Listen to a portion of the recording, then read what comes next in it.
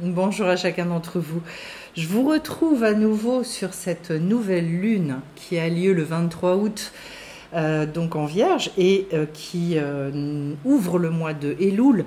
Je vous invite à aller voir le tirage, enfin pas le tirage, mais la vidéo qui a été faite sur ce mois-là, elle fourmille d'informations, à la fois sur ce signe, sur tout le programme, entre guillemets, de ce mois qui s'ouvre.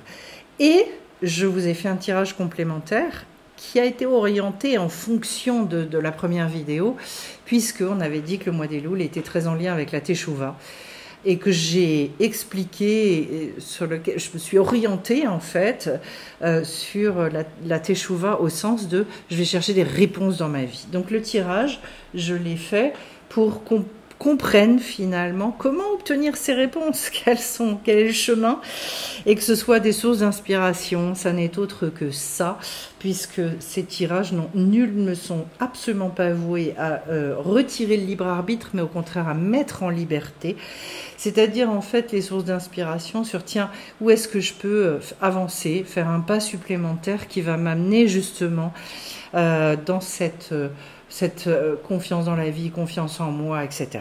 Alors, eh bien, je vais commencer peut-être par les lettres hébraïques, justement, que j'ai choisies, qui sont sorties, le Chet et le P. Autrement dit, alors le Chet, qui est la 8e lettre. Donc déjà, au niveau de la numérologie, le 8, ça veut dire qu'on va devoir aller chercher des choses qui sont au-dessus de la nature.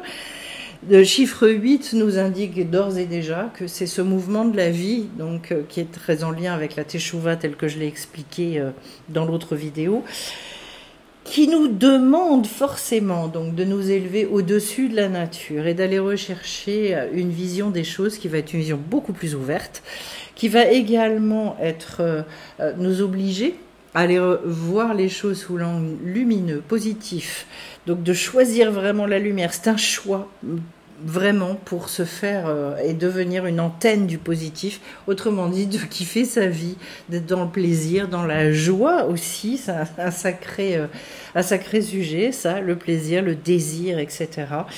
Et donc, pour ça, de se réconcilier beaucoup avec cette notion de culpabilité, parce qu'en fait, on se rend compte qu'on est pétri de culpabilité, parce qu'on n'arrive pas à vivre à la hauteur de nos aspirations, pour plein de raisons, sur lesquelles, et petit à petit, d'éradiquer tout ça, puisqu'en fait, c'est l'inverse de la vie. En tout cas, cette lettre-là demande justement de sortir du combat intérieur dont on a parlé sur l'autre vidéo et d'arrêter de juger de façon aussi tranchée, d'arrêter de s'endurcir terriblement et également de définir nos besoins, etc. Voilà cette lettre Red complétée avec la lettre P. Qui nous parle de la bouche, de la communication, mais également de la libération des guérisons qu'on peut obtenir. Alors cette lettre-là, c'est celle qui est très en lien avec le goût de la vie, justement, donc qui nécessite de dépasser des colères, d'aller les regarder et de les traverser. La bouche véhicule beaucoup d'émotions et que c'est au travers beaucoup des échanges sociaux, et c'est très intéressant puisque en fait il y a cette notion de partage, cette notion de complémentarité avec l'autre. On l'a évoqué durant ces dernières semaines. Autrement dit en fait, et dans le lien et dans tout ce que je vais pouvoir établir comme communication, comme échanges sociaux, dans la justesse, encore une fois, dans la vérité, eh bien, je vais pouvoir aussi opérer de grandes guérisons. Alors, je vais également, maintenant, suite à l'explication de ces deux lettres hébraïques, je vais pouvoir aller vers les 3 cartes que j'ai tirées, qui concernent... alors, je m'y suis prise différemment sur ce mois-ci. J'ai été attirée par ce jeu or et ombre, donc sur vraiment cette alchimie lunaire, nous dit le concepteur. Et alors les 3 cartes que j'ai tirées, la première parle de la lune gibbeuse décroissante. Je dirais que c'est sans grande surprise, puisqu'en fait elle nous parle d'appel intérieur, et que là on nous dit voilà, il y a une porte à ouvrir, un passage pour justement aller vers soi-même. Et donc, saison d'introspection, ce qui correspond au mois des Louls, où on avait dit qu'il y avait un bilan à opérer, et que à un moment, en fait, il y a besoin de découvrir le chemin, et un chemin renouvelé, un chemin qui va nous permettre j'allais dire, de définir les choses, c'est-à-dire de faire des choix, donc de renoncer à certaines choses pour pouvoir plus suivre son appel intérieur. Autrement dit, c'est la teshuva. Voilà, le retour, revenir vers soi, introspection, écoute de soi-même, etc. En sachant que qu'est-ce qui est compliqué dans ce mouvement-là, c'est qu'il y a des renoncements pour que de nouvelles choses puissent venir je dirais remplir. Mais cette lune-là, cette carte-là, pardon, nous parle aussi de rencontrer des personnes inspirantes. C'est très rigolo parce que vraiment, c'est dans la poursuite de tout ça. Et enfin, moi, j'ai vraiment ce mot-là qui vient de complémentarité. On ne peut pas répondre à toutes les questions si on n'est pas entouré. Voilà. Et donc, les réponses, elles sont aussi, bien sûr, elles sont en nous. Bien sûr, elles viennent de l'aneshama, du divin, mais elles sont aussi dans la rencontre avec l'autre. Alors, les deux autres cartes que j'ai eues, c'est la grenouille, qui nous parle d'eau et de mouvement, en sachant que cette grenouille, elle a quand même une spécificité, c'est qu'elle vit aussi bien dans l'eau qu'à l'extérieur, sur Terre. Alors, on nous parle du mouvement. Moi, ça me parle beaucoup parce qu'en fait, le mouvement, c'est la vie. Et donc, en fait, comment se mettre en mouvement, retrouver, qui est un mouvement aussi bien intérieur que extérieur, mais la Vierge, elle aime les voyages, elle aime les déplacements, on l'avait vu. Et donc, en fait, il y a cette... au travers de tout le travail de clarification qu'on va pouvoir faire sur le mois des Louls, eh bien, la possibilité de repartir justement avec beaucoup plus d'entrain, beaucoup plus d'enthousiasme, un élan finalement. Donc pour des gens sur lesquels il y avait des blocages, sur lesquels il y avait de la procrastination, une lourdeur, voilà. Eh bien en fait la grenouille, elle nous dit allez hop, c'est possible de repartir et de passer finalement de l'eau à la terre, ce qui me parle beaucoup parce qu'en fait on nous demande de venir et d'être capable finalement de se servir des 4 éléments.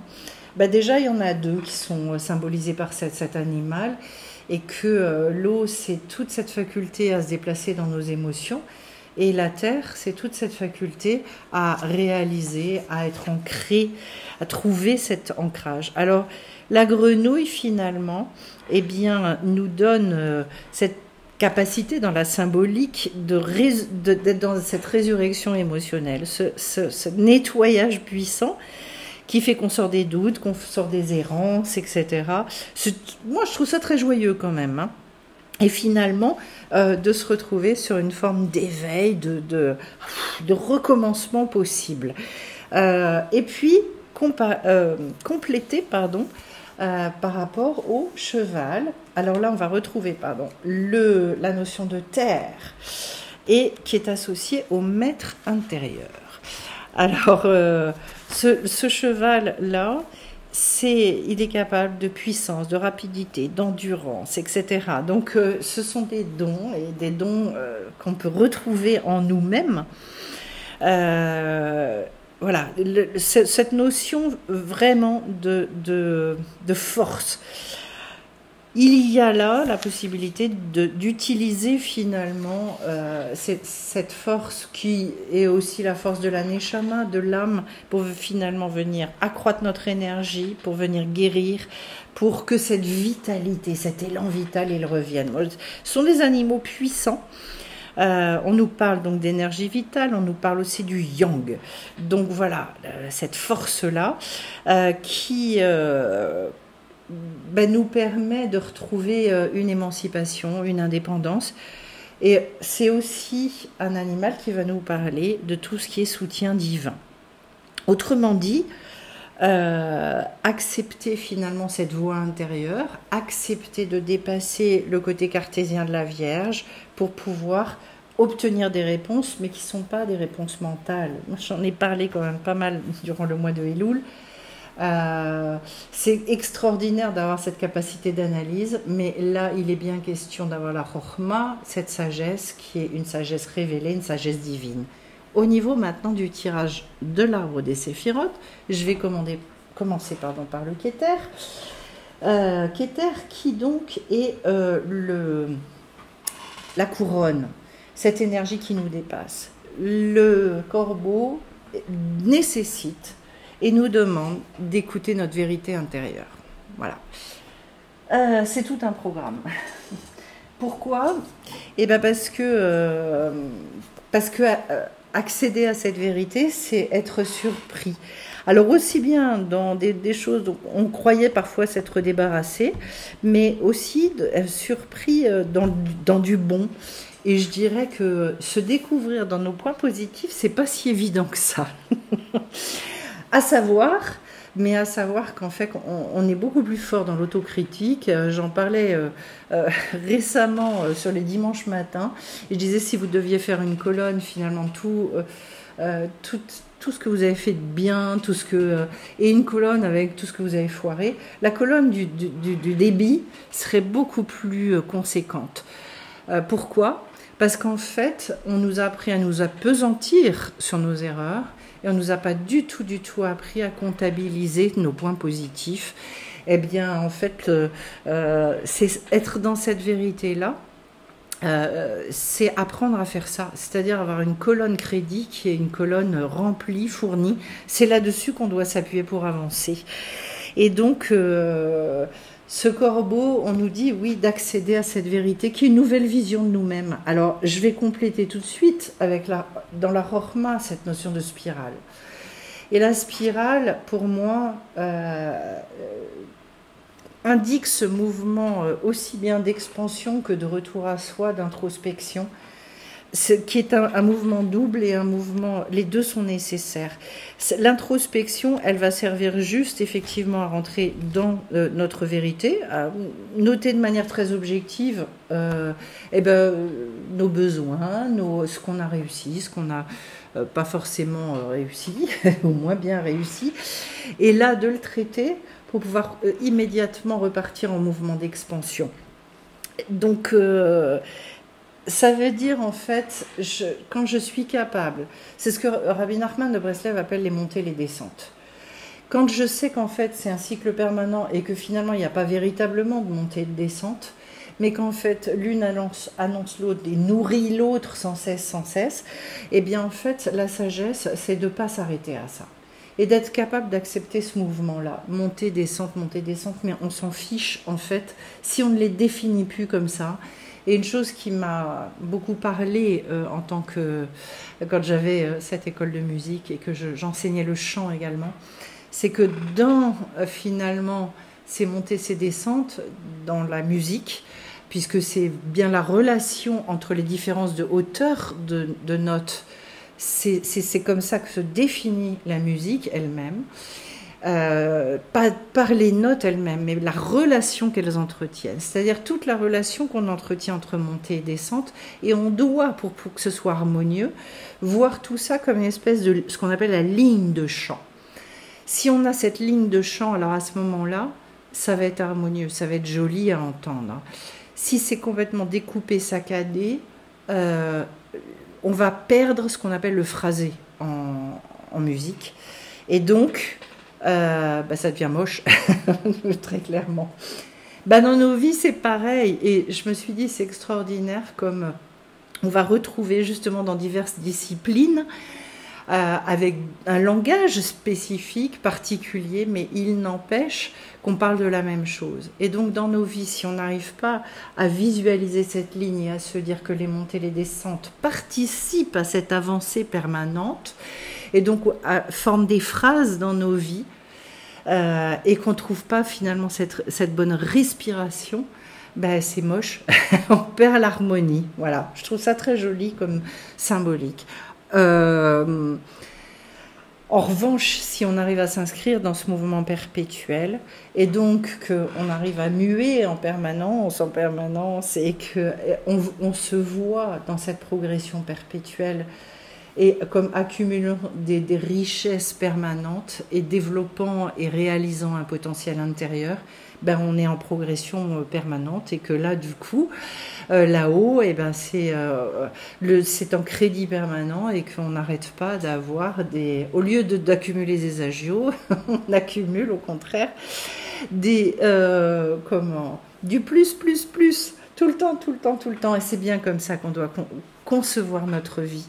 En face, au niveau de la Bina, donc la manière dont l'intelligence va s'organiser au travers de tout ça.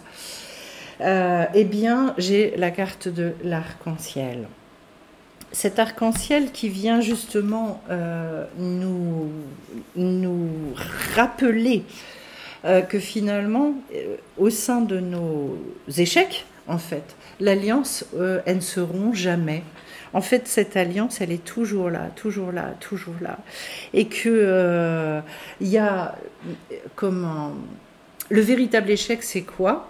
C'est pas de ne pas avoir réussi dans le projet, de ne pas avoir le résultat escompté, etc.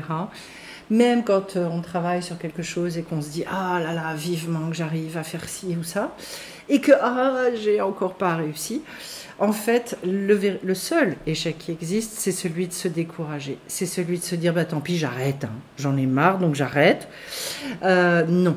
Et c'est de constater justement chaque petit pas qu'on a fait et chaque petit progrès. Autrement dit, cet arc-en-ciel en fait vient confirmer que non, tout va toujours bien à partir du moment où on ne se désespère pas. Et c'est tout un mode de raisonnement extraordinaire pour justement constituer et constater cette richesse extraordinaire qu'on accumule au fil du temps dans notre vie. Au niveau du Da'at maintenant, eh bien, j'ai la carte apprivoiser le vent. Alors, sur ce pilier central, je tiens à le dire, le pilier central va être tout le pilier de la guérison, le pilier de l'équilibre, etc. Le Da'at, c'est toute notre manière de vivre notre quotidien, d'appréhender, et donc en fait d'interpréter notre vie et de la vivre. Voilà.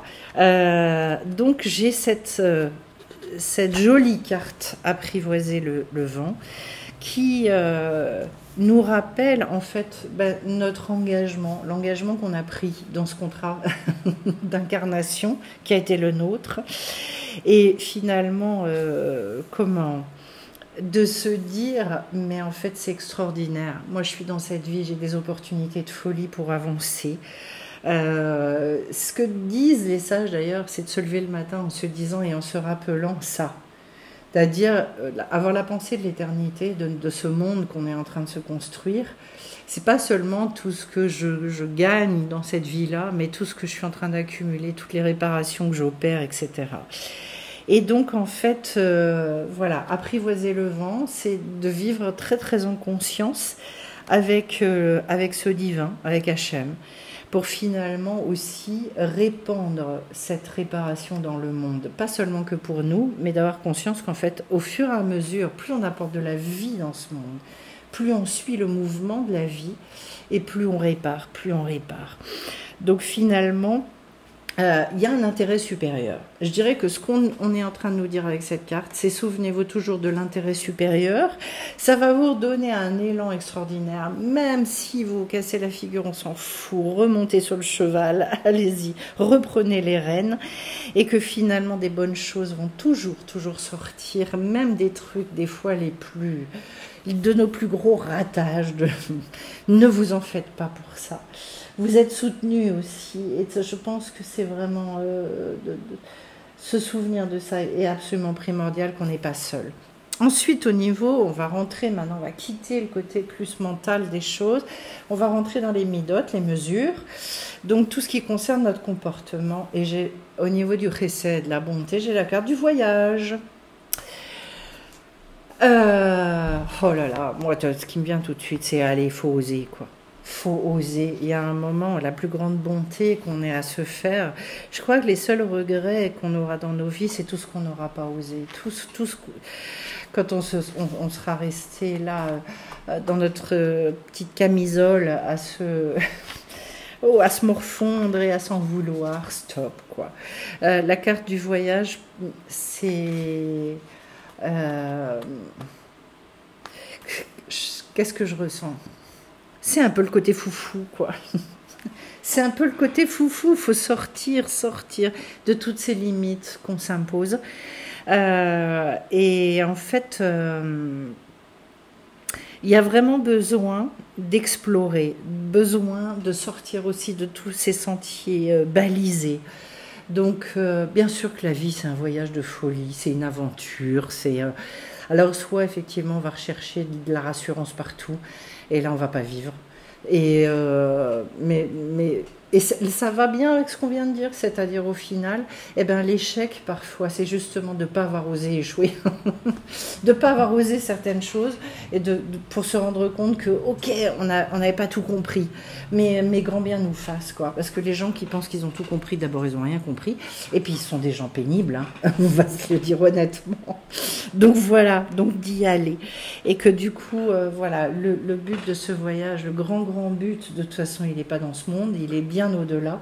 Les enjeux, c'est carrément les enjeux de la réparation de notre Neshama et la réparation du monde. C'est un projet grandiose et je pense qu'il faut vraiment se lever le matin en ayant conscience. Mais que ça se crée au fur et à mesure, Au début, tout ça sont des jolis mots. C'est mignon, c'est sympathique. Mais on se dit, ouais, mais enfin, concrètement dans la vie, moi quand je me lève, je ressens pas ça. Mais ça se crée parce qu'au fur et à mesure, on se renforce, parce qu'au fur et à mesure, on devient. Voilà. Et que plus on va être connecté à notre Neshama, plus on va effectivement pouvoir vivre à ce niveau-là. Alors, au niveau de la Gvura, qui complète ce côté enthousiaste, voilà, regardez, on va retrouver le feu. Eh bien, donc ce côté très réactif, très fougueux, très du feu.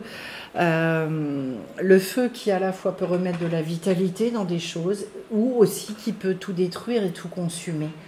C'est-à-dire de retrouver aussi le sens de la limite, puisque ça se situe au niveau de la Gvura. Donc est-ce que dans votre vie, eh bien, puisqu'on est sur le Mazal de la Vierge, est-ce que vous êtes trop dans le côté... rigide, puisqu'on a parlé aussi de ce côté qui peut être très rigide chez la Vierge, qui a ce besoin de tout contrôler quelque part, et donc finalement qui a besoin de retrouver attention, parce que là c'est trop, et qu'il faut retrouver un côté beaucoup plus serein, cool, et mettre des limites à la Gvura, au côté rigoureux, ou au contraire, est-ce que pour certains d'entre vous, mais c'est trop foufou. Donc, puisque tout est une question d'équilibre tout le temps, à vous de voir comment rééquilibrer ça pour en arriver à Tiferet, qui est le degré d'harmonie et d'équilibre. Et là, je me retrouve avec cette jolie, j'allais dire magnifique carte du colibri, qui est toujours pour moi, c'est au-delà de poétique, le colibri, qui est aussi d'ailleurs, entre nous soit dit, un grand voyageur. Donc on retrouve cette notion du voyage. Mais j'allais dire, pour moi, il incarne justement cette sérénité. Le colibri, ce tout petit oiseau, parce que quand on voit la taille d'un colibri, c'est rikiki, vraiment. Et en même temps, qui est capable de parcourir des distances absolument phénoménales. Ça veut dire que là, ça incarne le calme, ça incarne la confiance dans la vie, la émouna. Et que donc, en fait, voilà, cette conscience, quand on avance dans la vie à partir de ce point-là, qu'on va récolter mais des fruits extraordinaires. Et j'ai envie de vous dire aussi de ne pas aller vous nourrir, de ne pas là se contenter du dixième de ce que la vie elle a à vous offrir. Parce qu'en fait, pourquoi est-ce qu'il voyage autant le colibri ? C'est parce que il est pas fou. Hein. Il sait qu'à un moment donné dans l'année, il y a un nectar extraordinaire qui l'attend dans certaines fleurs bien spécifiques et qu'il se dit mais moi j'y vais. Donc qu'est-ce qui l'amène aussi à avoir cette mentalité d'aventurier ? Eh ben c'est parce que il va pas se contenter et se nourrir de nourriture moins bonne.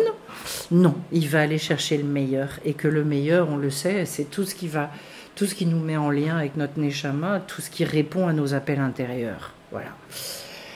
C'est beau, c'est super joli. Ce mois d'Elul va être un mois.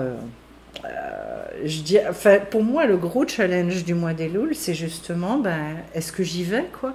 Est-ce que je dis oui à ça? Est-ce que j'ose ça? Au niveau du Netzar, pas très étonnant. La détermination qui va mener à la victoire, ça va être le bâton, c'est-à-dire en fait, il faut faire preuve d'autorité. Et pour moi, il y a des prises de décision assez radicales. Ça ne veut pas dire, encore une fois, qu'on fait n'importe quoi dans sa vie, ça veut dire, avec ce bâton, que en fait, une fois que j'ai pris une décision, et quel que soit le temps que ça me prenne, mais je sais que je ne lâcherai pas. Un côté, comment est-ce que je peux dire ça? Je ne sais pas si vous ressentez ça en vous, mais il faut aller toucher à nouveau, et ça c'est dans les ressentis profonds, un côté extraordinairement têtu. C'est-à-dire sur les choses fondamentales de nos vies, c'est de se dire, non. Moi, je ressens qu'il y a quelque chose qui existe et que je suis navrée, mais il y a des choses, je ne ferai pas de compromis avec ça. Autant on doit faire des compromis dans nos vies, sur le chemin, prendre du recul, rester souple, etc. Mais la rigidité dont on a parlé au sujet de la Vierge, là où on doit rester extrêmement ferme, c'est là-dedans. C'est-à-dire à partir du moment où effectivement j'ai fait des choix, j'ai priorisé des choses, il y a des choses, je sais que c'est incompressible dans ma vie, je sais que je lâcherai jamais. Et donc en fait, ce bâton-là, il va nécessiter, pour maintenir cette détermination, d'accepter justement toute cette souplesse sur les étapes de la vie. Alors en fait, au niveau du Hod qui va compléter ça, j'ai le jaguar. Animal puissant s'il en est, on est au niveau du Hod. Le Hod étant la sphira de la reconnaissance, de la gratitude, de toute cette vision de la vie qui est une vision très positive. Pourquoi est-ce qu'on peut avoir ça? Parce que en fait, le jaguar c'est un animal très discret. Donc effectivement, il sait se taire quand il doit se taire, ne pas être vu quand il n'a pas à être vu. Qu'il sait profiter de toutes les opportunités, il n'a pas de peur, il est extrêmement sûr de lui, donc il y a une grande question de confiance en soi. Plus on a confiance en soi, moins on a besoin de la reconnaissance de l'autre, du fait que l'autre vienne nous sécuriser, etc.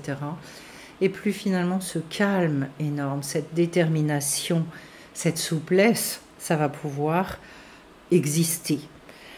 Et donc en fait, le jaguar, il nous pose la question de tout ce qu'on doit libérer dans nos vies. Et pour justement se débarrasser de certaines peurs. Voilà. Parce que je pense que la peur, elle est au cœur de tout un tas de problématiques de nos vies. Et ça, c'est vraiment nous avec nous. Hein. Donc, il y a des choses peut-être à aller visiter de ce côté-là. Le mois des Louls est justement là pour ça, ça tombe bien. Alors, on va retrouver le vent. On va retrouver donc cette notion qu'on peut traduire par le roi en hébreu. Au niveau du Yesod. Donc le fondement de tout. Quand toutes ces choses-là vont se déverser, toutes ces énergies, puisqu'en fait ça se déverse comme ça du haut vers le bas, on arrive au vent. Le Yesod, c'est-à-dire le fondement de tout, puisqu'on est dans l'énergie de l'air ici, eh bien on va nous reparler de la lettre P, c'est-à-dire la communication. L'inspiration, la pensée. Est-ce que moi j'avance avec des pensées négatives ou des pensées positives? Tout l'objet de ce que aussi on a travaillé, on travaille pendant le stage de cet été, c'est-à-dire vraiment, c'est quasi impossible d'avancer dans nos vies, dans la joie, dans la légèreté, quand on est embrouillé, quand on est engoncé dans des choses négatives tout le temps, dans le cœur, dans les pensées, etc. Et donc en fait, le vent nous reparle de cette nécessité de communiquer, de beaucoup échanger, partager, etc. Ce vent-là également annonce le signe d'un changement profond. Et donc, alors selon les directions dans le chamanisme, eh bien, on va nous dire effectivement que soit c'est toute la confiance en soi, de se débarrasser de vieilles habitudes qui nous encombrent, ou alors c'est d'aller beaucoup plus vers l'introspection et de prendre des décisions sans appel, ce dont on a parlé tout à l'heure. Soit ça va être d'aller rechercher la sagesse et la force. C'est très intéressant parce que c'est tout l'objet du mois des Louls, avec la Chokhma dont on a parlé, qui est insufflée durant ce mois-là. Soit ça va être effectivement de la définition de mission, d'objectifs extrêmement clairs, avec une vision bien nette sur la suite des événements dans nos vies, tout ce vers quoi on veut aller et ce qu'on veut développer. Donc finalement, beaucoup de pistes sur lesquelles travailler durant cette période-là. Il faut, alors je le précise, chose très importante, dans la mesure du possible, ne pas multiplier les choses, mais au contraire, puisque c'est une façon que le Yetzer Hara, le mauvais penchant, a de nous perdre, c'est-à-dire de multiplier les objectifs. Vous en prenez un et vous travaillez sur un objectif, parce qu'il n'y a que comme ça que vous n'allez pas vous perdre et vous décourager. Et on finit avec la carte de la Malchut, qui est dans la quête de vision. Qui nous parle justement là aussi de dépasser les peurs, c'est-à-dire dans la matérialité, dans le concret de nos vies, qu'est-ce qui nécessite d'être travaillé au niveau des peurs pour finalement retrouver toute cette légèreté et ce mouvement permanent, cet élan.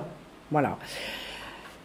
On nous dit effectivement là qu'il y a besoin peut-être de retirer tous les bruits qu'il y a dans nos vies, dans nos têtes, dans nos cœurs pour pouvoir obtenir la réponse. Voilà, donc tout l'objet du mois des Louls au sens de la Teshuvah. Donc comment est-ce que je vais pouvoir avoir la réponse? Et encore une fois, si vous cernez les choses, nous on a tendance à faire des amalgames.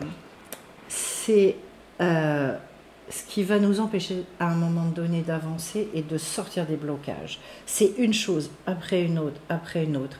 D'autant plus que quand en fait on traite une petite chose, souvent c'est l'arbre qui cache la forêt. C'est-à-dire quand j'ai réussi à prendre confiance sur un élément dans ma vie, ça va déclencher l'élan et la joie nécessaire pour retourner sur une deuxième et puis sur une troisième. Et qu'en fait on re-rentre dans un cercle vertueux et qu'on va exploser des choses qu'on ne soupçonnait pas. Nous, on a toujours l'impression qu'en fait, ce sont les gros items de nos vies qu'il faut traiter. Et là, d'emblée, on se dit la montagne est tellement haute qu'on se décourage. Alors que c'est pas comme ça que ça marche, en fait. Voilà. Donc, la carte de la quête de vision vient nous rappeler cette chose-là. Je trouve ça très enthousiasmant. Très rapidement, puisque voilà, je vais prendre aussi quelques cartes de l'oracle origine. C'était passionnant, c'était super intéressant. J'ai eu à cœur de ne pas mélanger les cartes, mais en fait, j'ai eu suffisamment à dire, très largement, sur ce tirage. Waouh, la liberté. Ah, je kiffe. La joie, top. Alors, tout de suite, il y a quelque chose qui me vient, parce que c'est absolument phénoménal. Et la conscience. Bon, voilà. Pour moi, le programme, il est établi. C'était rigolo parce que c'était déjà le programme que j'avais établi, de toute façon, pour moi, sur ce mois des Louls, je vous le dis. Est-ce à dire que mes mains ont un peu guidé les choses, mais de toute façon, ce sont des items énormes. Déjà, ce qui m'impressionne beaucoup, c'est qu'en fait, Rabbi Nachman de Breslev associe la liberté et la joie. Et il dit qu'en fait, tant qu'on n'est pas dans la joie, on ne peut pas accéder à la liberté. C'est un vaste programme. C'est d'ailleurs pour ça, j'avais déjà plein de choses dans la tête pour la rentrée, mais qu'en fait, je souhaite établir vraiment tout un programme de coaching sur ces deux items-là et rassembler finalement comment accéder et comment vivre dans cette joie pour conquérir finalement cette liberté permanente. Dans des choses extraordinairement pragmatiques, hein, très très concrètes de nos vies, parce que Rabbi Nachman donne des conseils très très, j'allais dire, ancrés, on va dire plus ancrés que ça, c'est difficile de faire. C'est là d'ailleurs qu'on découvre à quel point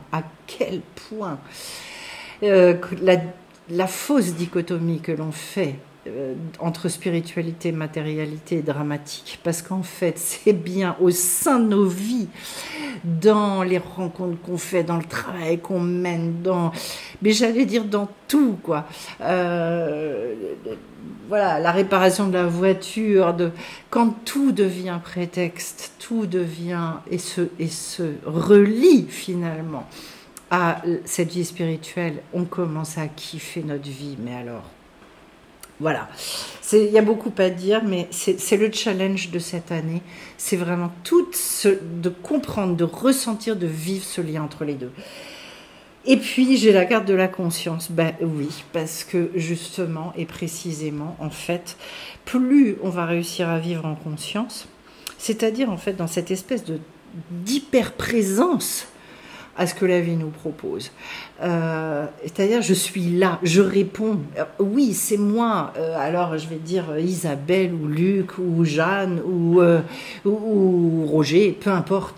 Quand vraiment moi, je peux dire, quand je suis face au garagiste ou chez le dentiste ou que je suis en train de gérer mes comptes ou que mais en fait, c'est moi et c'est moi, pas seul. Mais je suis là. Et en fait, il y a des messages partout. Et qu'en fait je le fais dans la joie, je le fais dans le kiff, se déclenchent des choses à ce moment-là qui sont difficiles à expliquer, mais enfin qui nécessitent en tout cas des développements et surtout des expérimentations, parce que c'est pas un truc, alors à différents degrés naturellement, je vous dis pas quand on fait ses comptes, mais derrière, en fait, il y a une manière d'appréhender les choses qui va faire qu'en fait, on peut ne pas se départir de la joie, quelle que soit la chose qu'on a à entreprendre dans nos vies. Voilà. Et qu'en fait, c'est vraiment cette manière d'être présent à soi, conscient de soi, conscient de notre beauté, de notre potentiel, et de savoir qu'on réalise notre potentiel dans tout ce qu'on fait, qui va faire qu'à un moment donné, en fait, mais on va kiffer chaque chose. Voilà, bah écoutez, gros mois, enfin magnifique, j'espère que ça vous aura inspiré, j'espère aussi que vous aurez de multiples bénédictions durant ce mois-ci. Et surtout, puisqu'il est question beaucoup de rencontres durant ce mois d'Elul, j'ai envie de vous souhaiter aussi, enfin il y a une impulsion, il y a quelque chose qui est en train de monter dans le sens de cette fraternité. J'en ai parlé et je vous invite à les revoir parce que j'avais fait une vidéo sur la semaine, je crois, du 11 août. Mais c'est énorme le ressenti que j'ai à ce niveau-là. J'y reviendrai forcément parce que c'est pas possible autrement. Je vous en reparlerai, quel que soit votre vie, mais de développer des vrais amis, d'appartenir aussi à une communauté, de tout ça. C'est pas possible de faire les choses seul, ça n'est pas possible. J'en reparlerai tout bientôt. Je vous souhaite plein de choses et puis plein de belles choses. N'hésitez pas à me faire des commentaires, à revenir vers moi parce que justement, dans cette notion de partage, d'ailleurs, je veux reprendre les lives à la rentrée. Je veux reprendre plein de choses. Eh bien, on va pouvoir échanger sur cette année qui va s'ouvrir. À tout bientôt sur la chaîne. Bye bye.